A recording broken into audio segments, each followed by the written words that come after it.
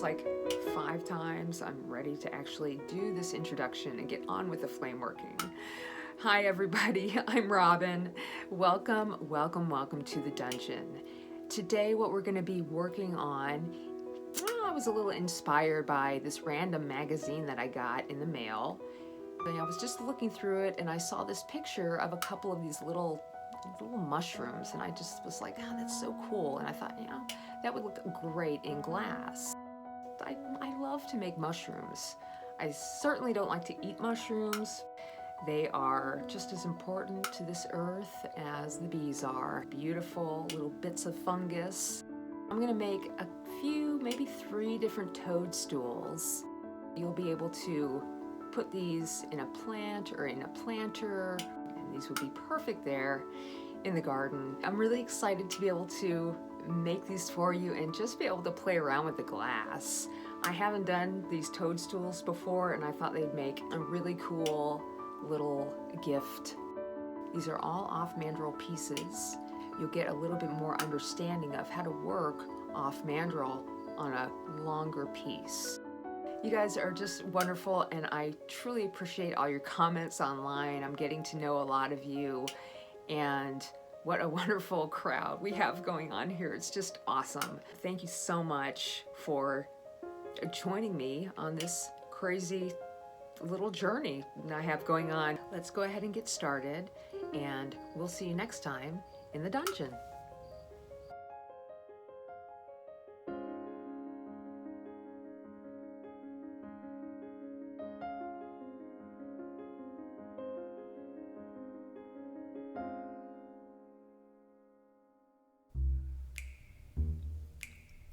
Okay, to start this piece off, I have a rod of ivory, and this is going to be the top part of the mushroom, and I'm gonna work everything off the end of the mandrel. But first, what I need to do is get a large amount of glass hot. I almost used this whole cane, and I'm just letting it flip back onto the cane so I can heat that whole part up and letting it flip back on itself over and over again so I get a lot of glass hot as fast as I can. Then I'll just put it right on the end of the mandrel. And you really want to make sure that it does not go too deep onto the mandrel, or you'll be pulling off half of this. So you just want it basically to just coat the tip of the mandrel. And once I have the amount of glass I need, I'm just gonna cast off the excess rod, and now I'm gonna come in and start shaping the top of this little guy. And I do have some ideas. I want each mushroom to be different. This first one is gonna be a little bit more on the traditional side. I love the red and cream mushroom. It's just so beautiful. The fairy tale mushroom. And this is just my spin on it. And speaking of spin, I'm adding a little bit of this ivory to begin making like the bottom of the hood. Just bringing those edges out. And I'm not worried at all about the bottom being off center. I want it to be off center. And it's because the, mushrooms are not, as cool and as perfect as they look and as perfect as they can look, it doesn't have to be perfect. And that's what I love about making organic things. So once I have the brim on there, I'm going to start heating up just the edge and go in with my Xoxoxo blade and start pushing up those little fins underneath this mushroom. And I'll tell you this, in the long run, you can't even see these things. And I didn't do it on the other mushrooms. I just thought I'd, give it a try, see what I could do. And here I'm gonna start adding these dots on top, and I'm using American Beauty, an effetry color. And I'll just start building up from there.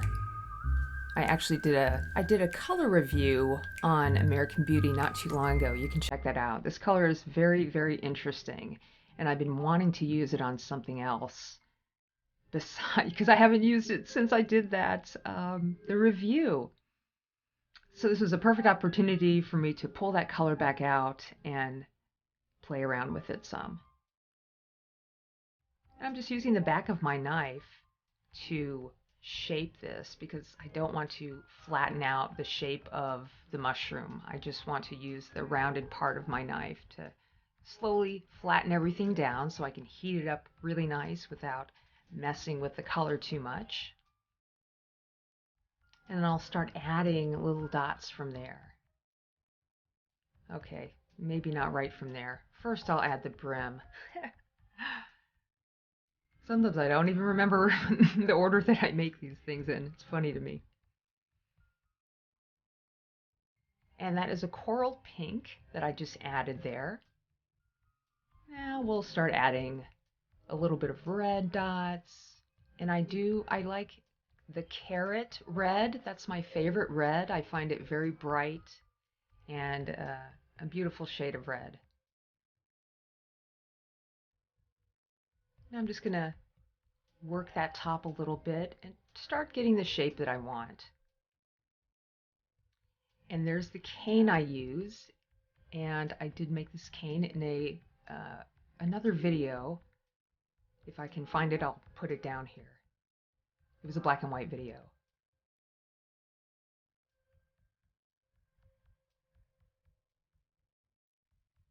And now just adding just a sprinkle of little tiny dots here and there, and I'm just doing this haphazardly without any rhyme or reason. I'm trying to get away from the precise dot placement, and this is a great way to just let yourself go and have fun.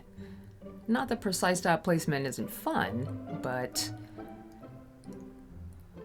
you would be surprised at how difficult I find going out of trying for that perfection all the time. That's why I have to push myself to do things that I haven't really done before. That's what makes it fun for me. And now I'm just heating up a big wad of this ivory and adding it to the bottom and letting it just kind of droop off. I'm letting gravity do like half of this work.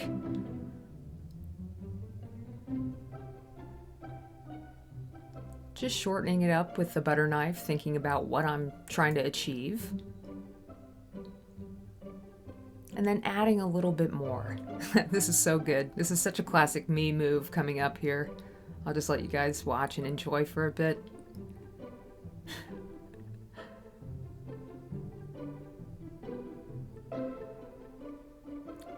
Yeah, there I do it. Right there. Like every time. It's so funny. I crack myself up because I actually didn't think that this was gonna make it. And I totally pull it off. I just couldn't believe it. Oh, this is so classic. I hope you find the humor in this, guys. And just the struggle. Because the struggle is real. And again, I'm just using gravity to help me out here. And once I have everything cooled down a little bit, I go back in and reattach that top part. And it took me a couple seconds to do that, but I got there. I got there. Half the fun is trying to save the pieces that pop off.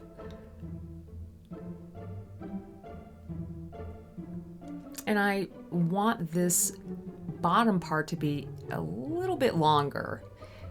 And I put that wrap around the base of each mushroom, and I did notice that it's a lot easier to achieve right at the end. And now I'm just so close to being done here. I'm just going to heat this clear up, add some dots, and then really get a big ball of this hot while I'm keeping the mushroom warm the whole time. And then I'm going to add this humongous wad of glass to the bottom and start to really gently pull it out. Very, very gently. I'm barely pulling it all. And once I feel it stiffen up, then I'll start to heat the mandrel where the glass is and just pull that out. Yeah, I have to say, you guys, I was a little impressed with myself. I almost was patting myself on the back after I finished these. because there was a moment of stress there. Oh, it's so good. And that is our little mushroom that you can put in your planter. Well, I just wanted to highlight the last two that I made, and the first one is a really nice bright yellow, and I'm just rolling it into some random transparent frit that I had laying around, just to see what it would look like. Trying to get all different patterns on these and different treatments of color.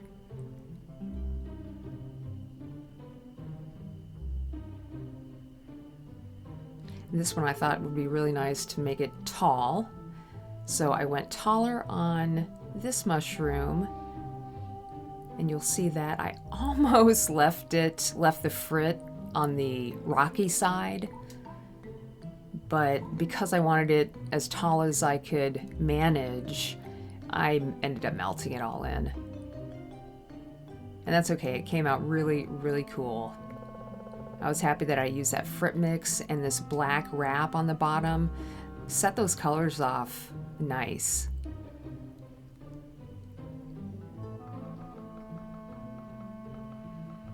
And here's where I wanted to show you, I realized that adding this little wrap at the very end and the dots of the same color, that was a big eye-opener for me.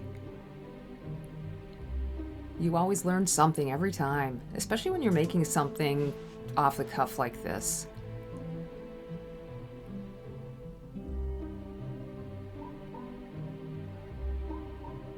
And when I am heating up this big wad of clear, and also when I'm pulling it out, I want you to realize how important it is that you keep some heat in the mushroom. Now I just attach the clear to the bottom, and I'm just gently tugging it out. And while it's kind of like you're juggling here. I'm looking at that bit being pulled out, and I'm also making sure that I have heat in the top as well. So my eyes are just going back and forth at these 2 points. There's a lot of patting your head and rubbing your stomach in flame working. I always think it's like learning how to play an instrument.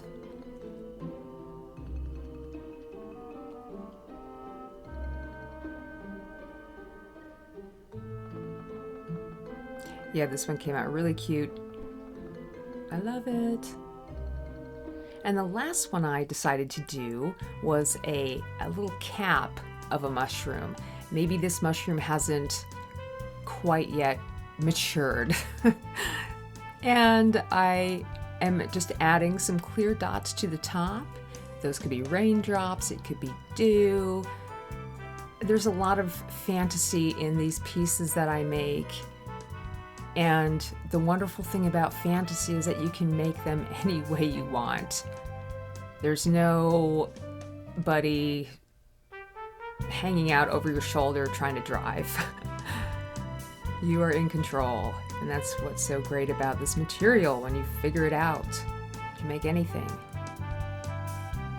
And on that note, you guys, thanks for watching and joining me. We'll see you next time.